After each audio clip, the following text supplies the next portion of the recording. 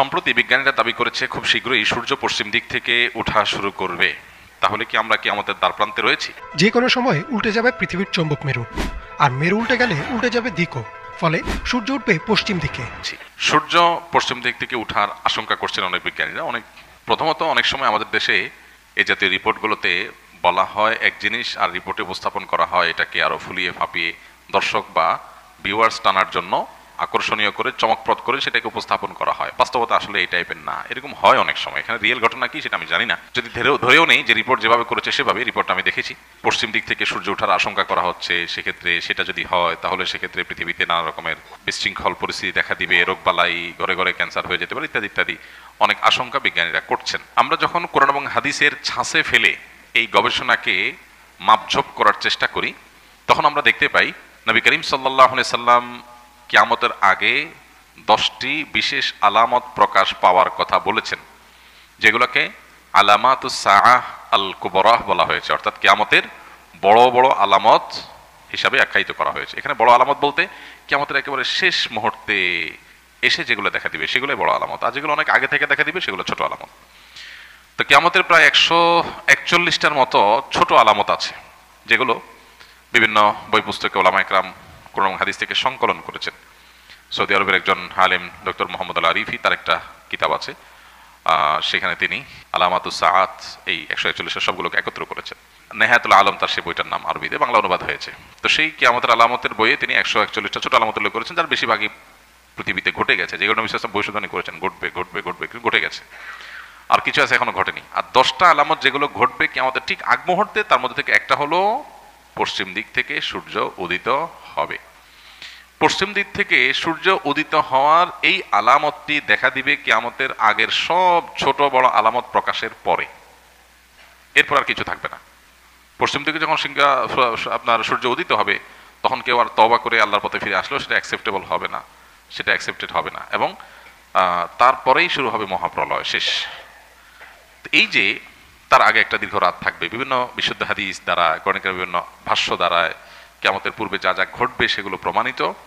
সেই আলোকে আমরা বলতে পারি, যেহেতু কিয়ামতের ওই যে আলামতগুলো এখনো দেখা দেয়নি, ইমাম মাহদির আবির্ভাব, ঈসা আলাইহিস সালামের আবির্ভাব, দাজ্জালের সাথে সংগ্রাম, ইয়াজুজ মাজুজের সাথে সংগ্রাম, আরো বহু বিষয় রয়েছে যেগুলো কিয়ামতের আগে ঘটবে, সর্বশেষ আলামত হবে এটি।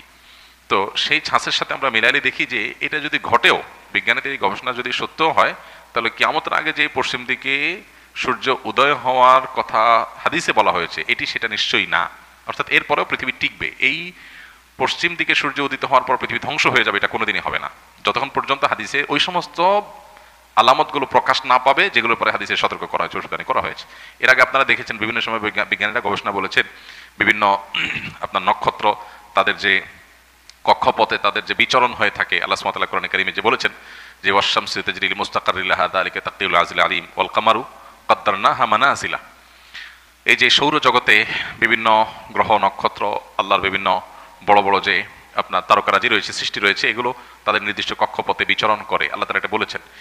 এই যে বিচরণ করবার কথা বলা হয়েছে কোরআনে, সেখানে কোনোটি বিভিন্ন সময় আপনারা শুনেছেন বিজ্ঞানীরা বলেছেন বিভিন্ন সময় যে কোনো একটা নক্ষত্র আরেকটা নক্ষত্রের সাথে সংঘর্ষ হওয়ার সম্ভাবনা আছে, তাতে পৃথিবী শেষ হয়ে যাবে।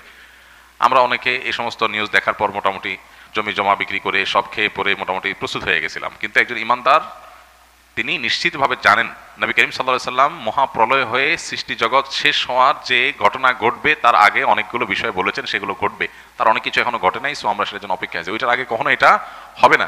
যদি এরকম সংঘর্ষ হয়, পৃথিবী যদি ক্ষতিগ্রস্ত হয়, তো আবার পৃথিবী আবার জেগে উঠবে। এটা ফাইনাল সেই ক্ষতিগ্রস্ত হওয়া নয় যেটি হাদিসে বলা হয়েছে। সো এই পশ্চিম দিকে যদি সূর্য উদিত হওয়ার ঘটনা কোনোভাবে আংশিকভাবেও যদি এটি সত্য বাস্তবায়িত হয়ও, তারপরেও সেটি সেই পশ্চিম দিকে সূর্য উদিত হওয়া নয় যেটার মাধ্যমে সব ধ্বংস হয়ে যাবে। বরং বিজ্ঞানীদের এই সমস্ত গবেষণার মাধ্যমে একজন ইমানদারের এই ইমানটা আরো বৃদ্ধি পায় যে নবী করিম সাল্লাল্লাহু আলাইহি ওয়াসাল্লাম বা কোরআনে কারীমে যে আপনার ভবিষ্যৎবাণী করা হয়েছে এটা ঘটবে ওইটা ঘটবে, তার কিছু কিছু আছে মানুষ কোনোভাবে বিশ্বাস করতে পারতো না, এক সময় অবিশ্বাস্য ছিল, কিভাবে এটা হবে। বিজ্ঞানীদের গবেষণা করে বিভিন্ন বৈজ্ঞানিক থিওরি দিয়ে সেটাকে তারা প্রমাণ করছেন কিভাবে এটা পসিবল, কিভাবে এটা সম্ভব। তাহলে যেটা আমাদের কাছে অসম্ভব মনে হতো, অনেকের কাছে অযৌক্তিক মনে হতো, অনেকের কাছে ইলজিক্যাল মনে হতো, বৈজ্ঞানিকদের গবেষণার মাধ্যমে সেটার সম্ভাব্যতা প্রমাণিত হওয়াটা এটা আমাদের ইমানকে বাড়িয়ে দেয় যে আল্লাহ এবং তার রাসূল সাল্লাল্লাহু আলাইহি সাল্লাম যা বলেছেন আমাদের বুঝে আসতো না এটা কিভাবে হবে, কিন্তু দেখলাম যে পরে বিজ্ঞানীরা বিভিন্ন গবেষণা দ্বারা এটা সম্ভাব্যতা প্রমাণ করেছেন। তখন আমরা আমাদের ইমানকে আরো বৃদ্ধি করি, আরো শানিত করি যে আলহামদুলিল্লাহ আমরা না বুঝেও ইমান আনি।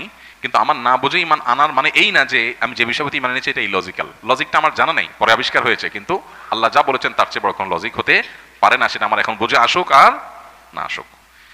এখান থেকে বড় ইমান আরো আমাদের বৃদ্ধি হয়। তবে এটা সেই ঘটনা অবশ্যই না যেটি হাদিসে বলা হয়েছে, কারণ তার আগে আর অনেক কিছু ঘটার কথা বলা হয়েছে।